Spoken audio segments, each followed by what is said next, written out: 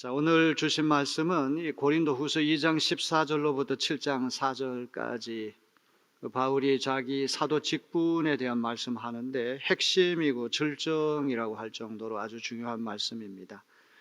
우리 개역 개정으로 5장 16절 17절 말씀을 먼저 한번 다 같이 보겠습니다. 그러므로 우리가 이제부터는 어떤 사람도 육신을 따라 알지 아니하노라. 비록 우리가 그리스도도 육신을 따라 알았으나 이제부터는 그같이 알지 아니하노라. 그런즉 누구든지 그리스도 안에 있으면 새로운 피조물이라. 이전 것은 지나갔으니 보라 새 것이 되었도다. 바울이 그리스도를 만난 다음에 두 가지 변화가 일어났습니다.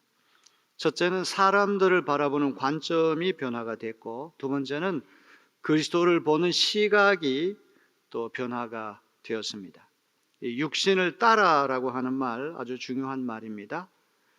헬라 말로 카타사르카라고 하는 말인데, 육신을 따라 이 말은 정신하고 영혼은 제쳐놓고 그냥 육체만 따라 사는 삶이 아니라, 육체로 우리가 행하는 건 육체만 움직이는 게 아니고 정신, 영혼, 우리 인격 전체가 움직이는 것입니다. 육체를 따라 이 반대되는 말은 성령을 따라 이런 말이죠. 사도 바울이 예수 만나기 전에는 사람을 판단할 때 육신을 따라 사람 판단했거든요. 그리스도도 육신을 따라 판단했습니다.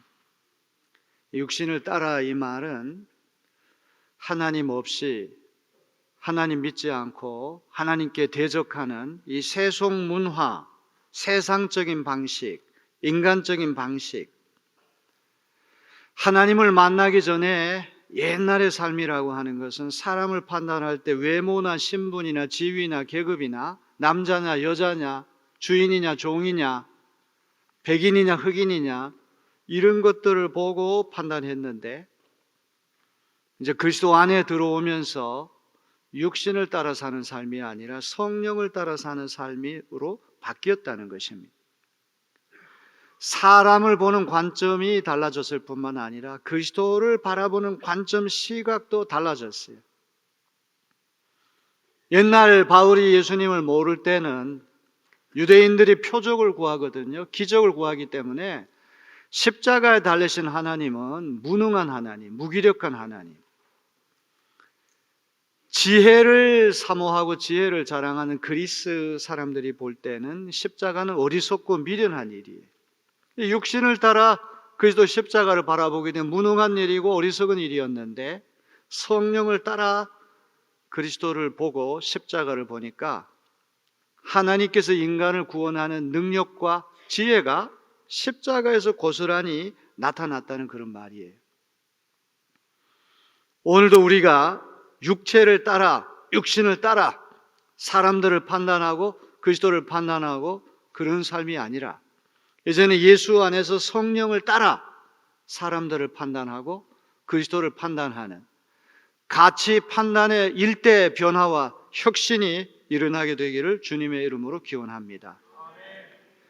고린도후서 5장 17절은 우리 신구약 성경을 총망라해가지고 우리가 반드시 암송해야 할 가장 중요한 송구 가운데 하나입니다. 이웃과 그리스도를 바라보는 관점, 시각에서 변화가 일어났다면 이것은 단순히 보고 아는 것에만 변화가 일어나는 것이 아니라 우리 전반적인 삶에 걸쳐서 대대적인 변화가 일어났다는 것입니다.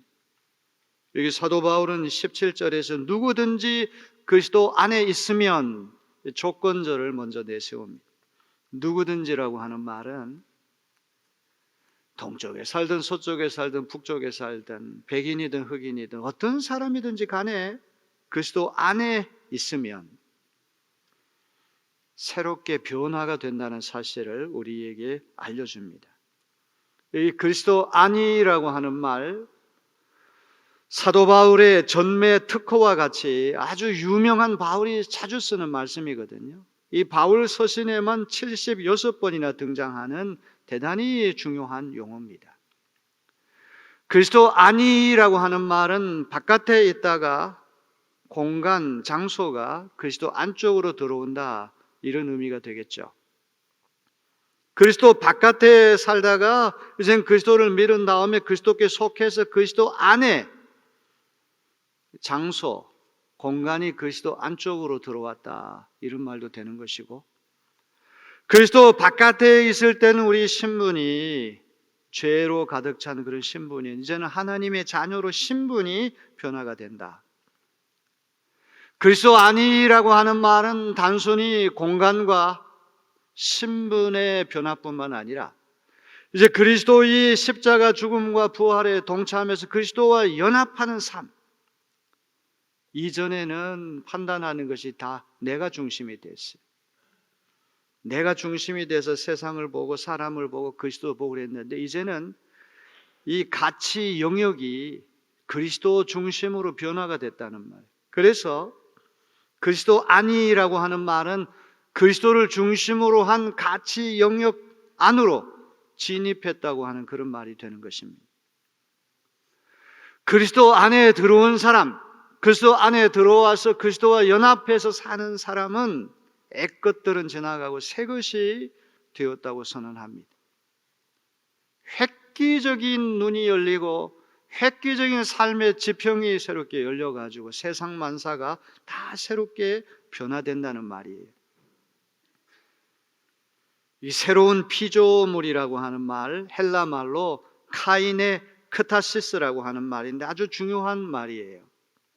이 새로운 피조물이라고 하는 이 말은 두 가지 방향으로 번역할 수가 있어요.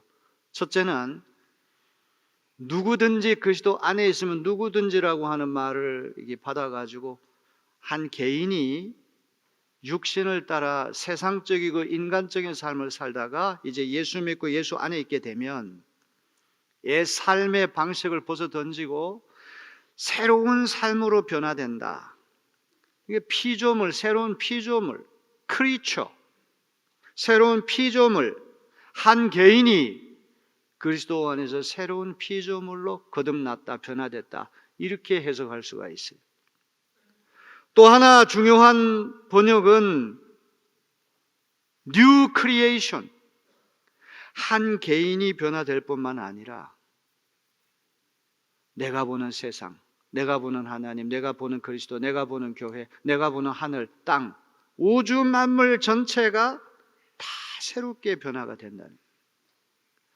그리스도 안에 있는 사람이 관계하는 우주 만물 전체가 New Creation, 단순히 한 개인이 새로운 피조물로 변화되는 것뿐만 아니라 이 새로운 피조물이 관계 짓는 모든 세상 만사가 새로운 창조로, 전혀 새로운 각도로 내게 다가오는 그런 놀라운 변화가 일어난다는 것입니다. 양쪽이 해석이라고 하는 것이 다 중요합니다.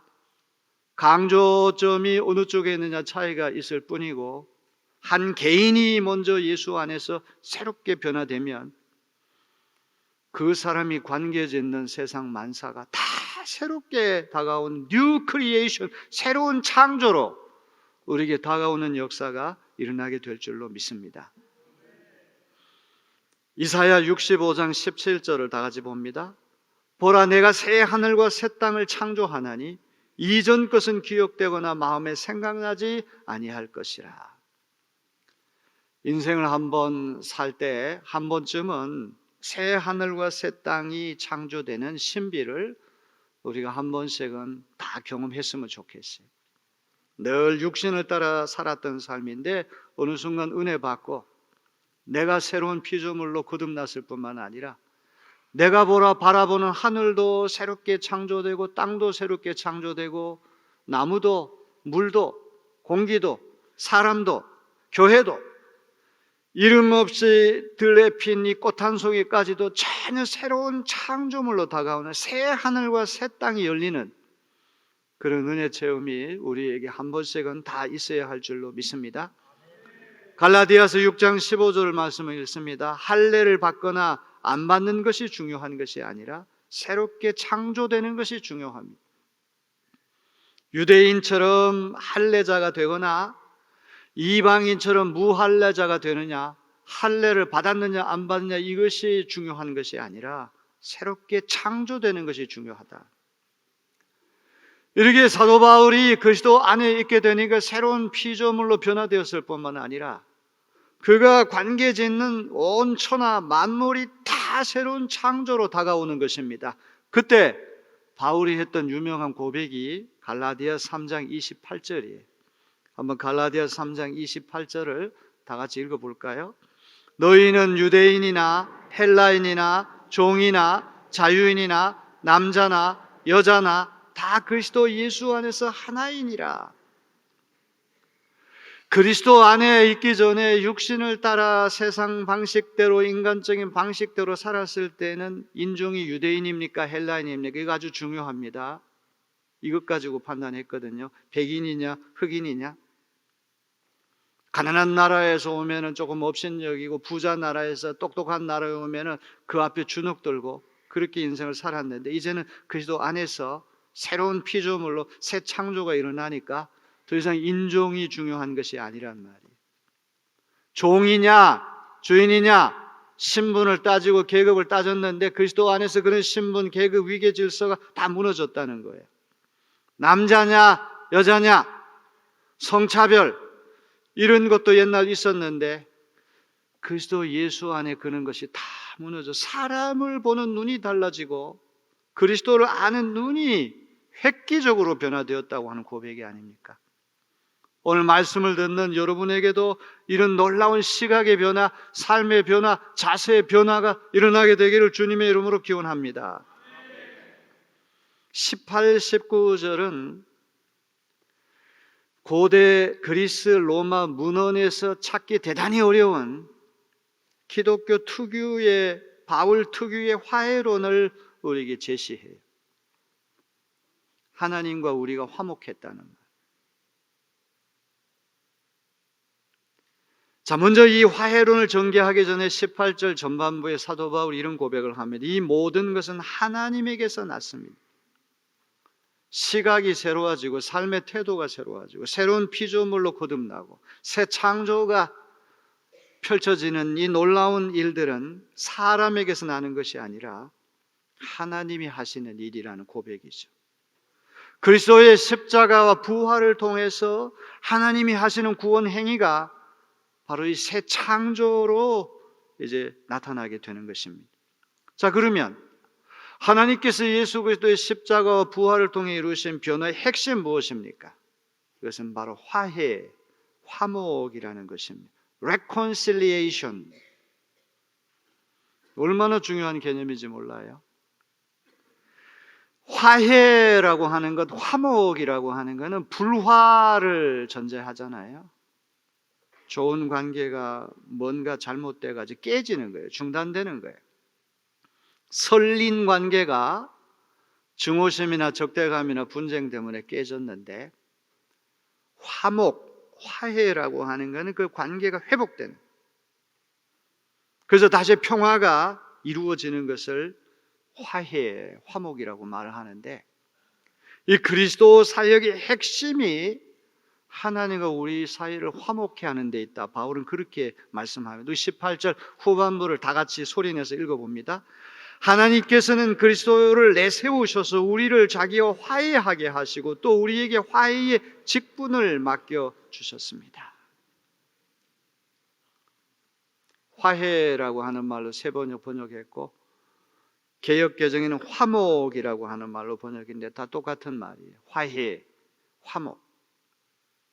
화해라고 하는 말은 고대 사회에서는 이 정치 외교적인 용어입니다. 군사적인 용어입니다. 국가 간에 서로 원수가 되었을 때 화해, 화목, 화친 조약을 맺어서 평화를 다시 회복하는 것.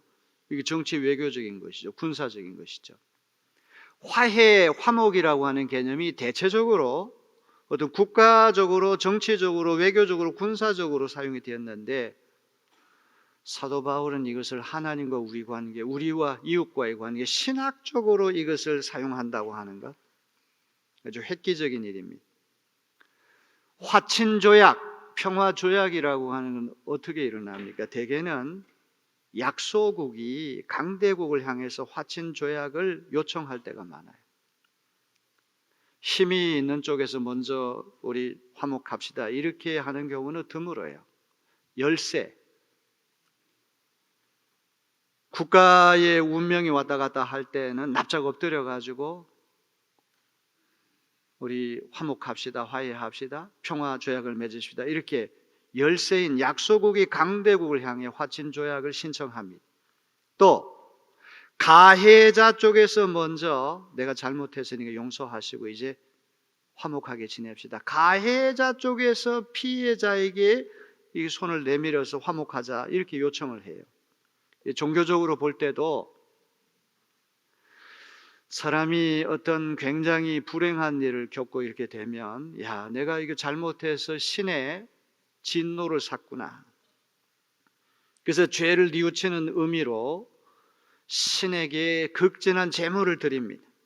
신들의 노여움을 달래는 방법으로 인간 쪽에서 극진한 제물을 바치고 인간 쪽에서 우리 잘못했으니까 화해합시다 이렇게 요청하는 것이 순리예요.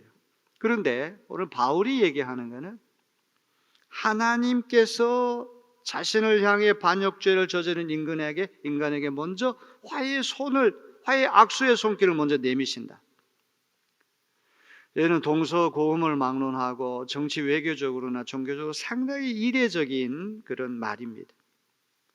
무엇보다도 인간의 죄악으로 큰 상처를 입으신 하나님께서 가해자격인 인간을 향해 죄를 묻지 않고 다 털어낼 테니까 화해하자. 화해의 이니셔티브를 피해자인 하나님께서 가해자에게 먼저 화해의 손길을 내민다.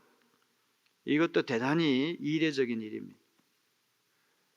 예수 그리스도의 십자가 죽음을 통해 부활을 통해서 하나님께서 먼저 우리에게 다가오셔 아직 우리가 죄인 되었을 때 먼저 화해하자고 화목하자고 악수의 손길을 내미셨다. 이거는 군사적으로 외교적으로 어떤 종교에서도 찾아보기 어려운 화해론입니다. 자, 우리 골로새서 1장 21절 22절을 한번 다 같이 읽어봅니다. 전에 여러분은 악한 일로 하나님을 멀리 떠나 있었고 마음으로 하나님과 원수가 되어 있었습니다. 그러나 지금은 하나님께서 그리스도의 죽으심을 통하여 그분의 육신의 몸으로 여러분과 화해하셔서 여러분을 거룩하고 흠이 없고 책망할 것이 없는 사람으로 자기 앞에 내세우셨습니다. 예수 그리스도께서 십자가 위에 희생 제물이 되셔서 하나님과 화목하게 하셨다는 거 아닙니까? 에베소서 2장 16절을 다 같이 읽어봅니다. 원수된 것을 십자가로 소멸하시고 이 둘을 한 몸으로 만드셔서 하나님과 화해시키셨습니다. 십자가라고 하는 것이 하나님과 우리 사이가 이게 적대감이 있고 불화관계에 있는데 그 담을 허무시는 화해했던 상거리. 수평적으로는 이웃과 이웃이 불화했는데 이걸 화목해 하는 위로 아래로 수직과 수평이 하나님과 화목하고 이웃과 화목하는 화해의 사건이 십자가라는 것입니다. 자, 중요한 것은 하나님께서 예수님을 통해서 우리와 화목하셨을 뿐만 아니라 세상과도 화목하셨다. 우리와 화목뿐만 아니라 세상까지도 화목하게 하셨다. 19절 전반부를 다 같이 읽어볼까요? 하나님께서는 그리스도 안에서 이 세상을 하나님 자신과 화목하게 하셨습니다. 세상이라고 하는 말, 중요한 말. 세상이라는 말은 헬라 말로 코스모스라는 말이에요. 한번 따라합니다. 코스모스라고 하는 말이 우주라는 말도 되고 꽃 이름도 코스모스가 있잖아요. 이 코스모스라는 말은 질서라고 하는 말인데 이 세상을 코스모스라고 해요. 하나님이 예수님을 통해 가지고 화목하게 하신 것은 사람만 화목하게 하신 것이 아니라 자연세계, 하늘, 땅, 공기, 물, 동물, 짐승, 식물 할 것 없이 이 자연 피조세계, 이 세상 전체와 화목하기를 원하시는구나. 이 화해의 어떤 관점이 인간 중심을 뛰어넘어 가지고 이 세상 전체까지 확대된다고 하는 것을 우리 기억해야 됩니다. 자, 이제 18절, 19절은 이런 그리스도를 통해서 하나님과 우리 사이의 화해, 하나님과 세상 사이의 화해, 이것이 중요한데 우리에게 어떤 직분과 어떤 본분이 주어졌는가를 말씀하는 먼저 18절을 다 같이 읽어볼까요? 하나님께서 우리에게 화해의 직분을 맡겨주셨습니다. 19절, 하나님께서 화해의 말씀을 우리에게 맡겨주셨습니다. 화해의 직분이라고 하는 미니스트리, 디아코니아, 미니스트리 사역이라고 하는 것은 화해의 말씀, 이 메시지, 화해의 말씀이라고 하는 게 로고스를, 로고스, 말씀. 참 너무나 중요한 말이에요. 화해라는 것은 말을 통해서 주로 이루어진다는 걸 기억해야 돼요. 고려시대의 서희라고 하는 사람이 거란의 소손령인가 하는 사람하고 외교적인談판을 해가지고 우리가 아주 국익의 보탬이 됐던 적이 있지 않습니까? 이 화해라는 것은 1차적으로 말이 중요한 거예요. 화해의 메시지, 화해의 말씀, 하나님께서 사도 바울에게만 맡겨주신 게 아니라 오늘 우리에게도 맡겨주셨기 때문에 우리는 화해의 말씀, 화해의 메시지를 세상에 전파하는 화해의 직분을 맡은 그런 이들이라고 하는 본분을 우리가 기억해야 될 줄로 믿습니다. 오늘처럼 화해가 필요한 시대가 어디 있겠습니까? 정치적으로 극단적으로 서로 갈등이 있고 전 세계가 지금 다 마찬가지 아닙니까? 어느 때보다도 분쟁과 갈등이 심한 이때에 예수 믿는 우리는 화평케 하는 하나님의 아들이 되어야 될 줄로 믿습니다. 화평케 하는 하나님의 딸이 되어야 할 것입니다. 우리는 화해의 말씀, 화해의 메시지를 전달해야 할 화해의 직분을 맡은 사람이다. 어느 곳에 가든지 화평케 하고 화목케 하고 평화를 가져다 주는 하나님의 자녀들이 되어야 할 줄로 믿습니다. 화해를 하게 될 때 말로, 말씀으로 한다는 게 참 중요한데 이게 결정적으로 중요한 게 뭐예요? 화해를 하기 전에는 먼저 죄를 용서해야 돼요. 죄를 기억하고 죄에 대한 앙심을 여전히 품고 있으면 절대 화해가 안 되거든요. 19절 전반부에 하나님께서 먼저 악수를 내미셨어. 피해자인 하나님께서, 강하신 하나님께서 약자인 인간에게, 가해자인 인간에게 화해의 악수를 먼저 내미신데 이 19절 전반부 한번 다 같이 읽어보세요. 하나님께서 사람들의 죄과를 따지지 않으셨습니다. 죄를 망각하고 용서하겠다는 말 아닙니까? 가해자가 피해자에게 화해를 요청할 때 먼저 자신의 죄를 인정하고 회개하고 용서를 구해야 하죠. 그럴 때 화해가 일어나는 것이죠. 일본이란 나라가 강대국이었고 가해자로서 이제 우리나라를 괴롭혔으면 이제 화해하겠다 그러면 먼저 그쪽에서 한국에 대해서 참 잘못했습니다. 용서를 구합니다. 이럴 때 화해가 일어나거든요. 그렇잖아요? 그런데 하나님께서 회개 장부에다가 우리 지은 죄를 일일이 다 기록해놓은 회개 장부가 있는데 그걸 다 말소시킨다는, 다 지워버린다는 거예요.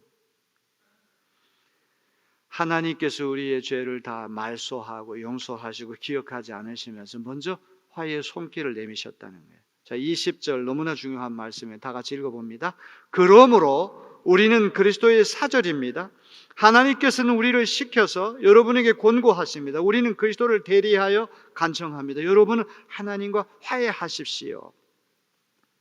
그리스도의 사절이라고 하는 말을 영어 성경을 보면 전부 다 엠베서더, 대사 이렇게 번역을 해놓았어요. 화해의 말씀을 전달하는 화해의 직분을 맡은 자는 화해의 대사, 그리스도의 대사로 파견됐다는 말이에요. 동서고금을 막론하고 대사는 국왕이나 국가를 대신하고 대표해서 전권을 위임받습니다. 대사로 파견된 사람의 의식과 자세가 먼저 중요해요. 특별히 화친조약을 맺고 평화조약을 맺기 위해서 국왕이 파견을 했는데 이 국왕과 국가를 대표해서 국군이 달린 평화조약을 맺으러 간 이 대사가 사사로운 생각을 하면 안 된단 말이에요. 국왕의 메시지를 더하거나 빼거나 왜곡하거나 거짓말을 해서 안 되는 거예요. 그리스도의 대사로 파견된 사람이 본분에 충실하지 않고 개인적인 이득이나 명예나 영광을 구해서도 안 됩니다. 메시지를 전달해서 화친조약, 화목케 해야 되는데 이 실패를 하면 책임 추궁을 당하게 되어 있어요.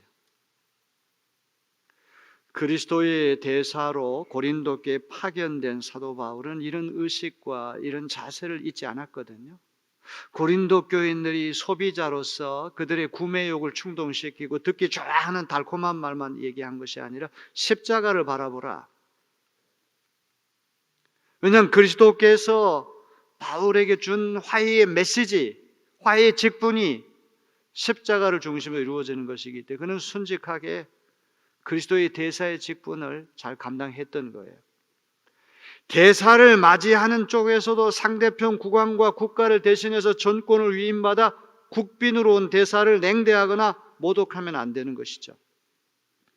대사가 들고 온 메시지를 거부하거나 외교 사절단을 냉대하거나 모독하는 행위는 그 국왕을 모독하고 국가를 모독하는 행위 아닙니까? 고려 거란 전쟁이 26년 동안 지속됐어요. 아주 끔찍한 전쟁인데 당송명청이라고 이제 당나라가 이제 끝나고 이제 송나라, 명나라, 청나라 이렇게 되는데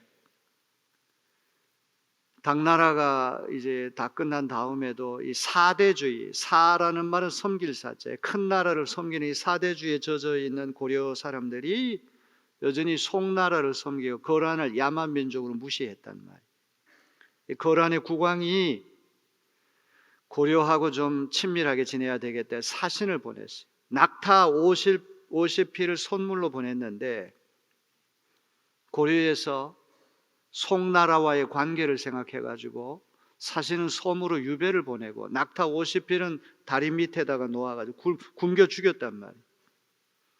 이것이 전쟁을 일으키는 화근이 된 것입니다. 명분이 된 것입니다. 바울이 그리스도의 대사로 고린도 교회에 가가지고 그리스도 주신 직분을 그 어떤 메시지를 그 화해의 직분을 아주 충성되게 감당하는데 고린도 교인들이 거짓 교사들 말을 듣고는 바울을 내친다? 그리고 그리스도를 내치는 것과 다를 바가 없는 것이죠. 바울이 하나님과 고린도인들 사이에 중개자로서 화해의 메시지를 전달하는 화해의 직분자요 고린도 교회에 그리스도의 대사로 파견되었다면 양쪽이 다 잘해야 할 것입니다. 바울은 바울대로 오롯이 그리스도를 대신한다는 자세로 그리스도께서 원하시는 대로 말씀을 전하고 행동해야 하겠죠. 고린도 교인들 역시 바울이 그리스도를 대신해서 파견된 대사라는 믿음으로 바울을 환대하고 존경하고 그의 말씀에 순복해야 합니다. 그런데 고린도인들이 바울 얘기를 듣지 않고 바울을 냉대하고 얕잡아보고 깔보고 거짓 교사들 말만 듣는다? 이거는 바울을 대사로 파견한 그리스도를 모독하는 행위와 마찬가지. 이런 문맥으로 본다면 여기 화해 화목의 메시지라고 하는 것이 고린도 교인들을 겨냥한 것이구나. 하나님과 우리의 화해, 이거 당연히 중요한 것이지만 지금 실질적으로 바울에게 중요한 것은 불화 관계에 있는 바울과 고린도인들이 다시 정위치로 돌아와서 화해해야 된다. 지금 이 맥락이 이거 아닙니까? 그래서 그리스도를 대신해서 고린도에 간곡하게 권고하는 부탁은 뭡니까? 이 명령형 권고인데 하나님과 화목하라. 헬라어 성경을 보니까 이게 수동태로 되어 있거든. 하나님과 화목해지시오. 화목을 받으라 이렇게 되어 있는. 그러니까 화목이라고 하는 것도 내 쪽에서 내가 이렇게 하는 게 아니라 하나님이 은혜로 먼저 악수를 내미실 때 우리가 받는 것이죠. 항상 이니셔티브는 하나님께 있는 것이지 내가 하는 게 아니란 말이에요. 그러니까 하나님에 의해서 화목을 당하는 것이지 하나님이 화목하시겠다고 이렇게 요청할 때 우리가 응답해가지고 화목해지는 것이지 내가 화목을 주도하는 것은 아니란 말이에요. 자, 시간이 많이 갔기 때문에 우리 21절을 한번 다 같이 읽어봅니다. 하나님께서는 죄를 모르시는 분에게 우리 대신으로 죄를 씌우셨습니다. 그것은 우리가 그리스도 안에서 하나님의 의가 되게 하시려는 것입니다. 죄는 예수님께로 가서 십자가에서 심판받고 사면받고 그리스도의 의는 우리 쪽에 넘어오는 이게 이신칭이죠. 믿음으로써 의롭다고 칭함받는 거예요. 자, 이제 우리 6장 1절로부터 2절 마지막 말씀 읽으면서 제 설교를 마칩니다. 다 한 가지 한 목소리 읽어보겠습니다. 우리는 하나님과 함께 일하는 사람으로서 여러분에게 권면합니다. 하나님의 은혜를 헛되이 받지 않도록 하십시오. 하나님께서 말씀하실 은혜의 때에 나는 내 말을 들어주었다. 구원의 날에 나는 너를 도와주었다 하였습니다. 보십시오. 지금이야말로 은혜의 때요, 지금이야말로 구원의 날입니다. 이게 화해하고 관계된 문맥에서 나왔다고 한다면 고린도 교인들이 하나님 은혜를 헛되이 받았다고 하는 말은 이게 그리스도의 사역의 핵심이 화해, 화목, 평화에 있는데 고린도인들이 은혜를 헛되이 받은 꼴이 되고 만 거예요. 그래서 은혜 받을 만한 때, 구원 받을 만한 때 지금 결단하라. 이걸 요청하고 있는 것입니다. 오늘 이 말씀이 하나님께서 우리에게 주시는 말씀으로 다 받아들이는 우리 모두가 되었으면 좋겠어요.